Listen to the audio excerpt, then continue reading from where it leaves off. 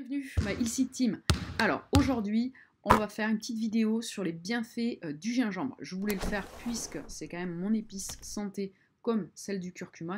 Si vous n'avez pas vu la vidéo sur le curcuma, vous pouvez également aller la voir. C'est deux épices quand même qui sont assez importantes. Abonnez-vous à la chaîne si ce n'est pas déjà fait et téléchargez vos cadeaux qui sont en lien dans la description. Je compte sur vous pour mettre des actions en place tous les jours pour avoir une meilleure santé. Le gingembre est une des plus anciennes épices. Tout comme le curcuma, elle est très présente dans la médecine chinoise et indienne. Elle contient des vitamines, des glucides, des minéraux. Alors le gingembre, il faut savoir que c'est un petit goût vraiment piquant, quoi. Voilà, c'est pas comme le curcuma, c'est vraiment différent. Mais le gingembre, c'est vraiment un petit peu piquant. Et donc moi, j'avais vraiment du mal avec le gingembre. J'aimais pas du tout ça, mais bon. Comme je vous ai expliqué dans la vidéo sur le curcuma, j'ai été obligée de mettre en place des actions pour me soigner, et du coup des actions naturelles que j'ai décidé de mettre en place moi-même. Le goût m'a dérangé, mais je m'y suis habituée et maintenant je l'aime. Voilà. Mais il faut vraiment savoir que ça a un petit goût piquant. Sachez également que les goûts changent à force de manger. Déjà en vous disant que c'est bon pour votre santé, déjà dans la tête ça change. Il faut savoir que le gingembre est un stimulant des systèmes nerveux. Il stimule le système digestif. C'est un réchauffant. L'hiver il va venir vraiment vous réchauffer. Calme notamment aussi les nausées liées au transport et à la grossesse. Il est aussi bénéfique contre les traitements de chimiothérapie car il est anticancéreux.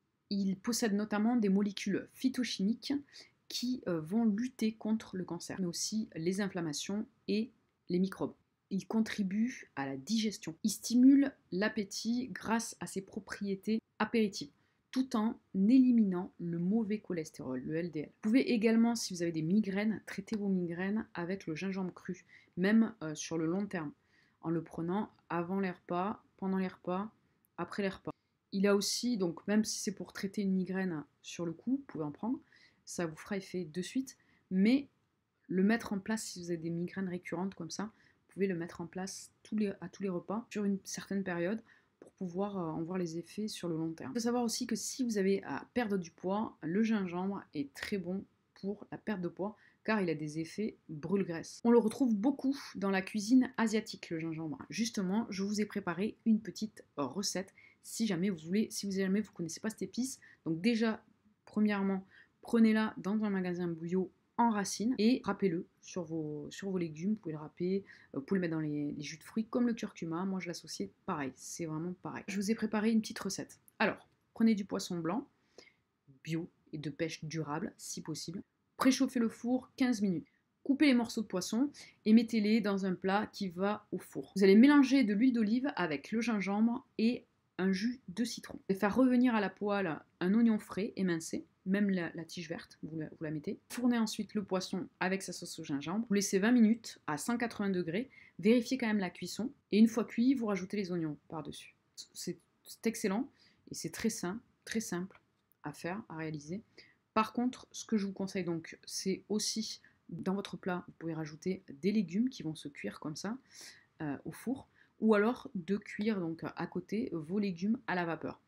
Voilà, vous pouvez faire un mix de carottes, pommes de terre, haricots verts, les légumes que vous voulez. Vous pouvez mettre des aubergines, des courgettes, ce que vous voulez, cuit à la vapeur ou cuit avec le poisson dans le four. J'espère que vous allez réaliser cette recette et que vous allez commencer à manger mieux, à mettre des épices dans vos plats. Je sais que les épices ont d'énormes vertus santé, donc n'hésitez pas à manger des épices.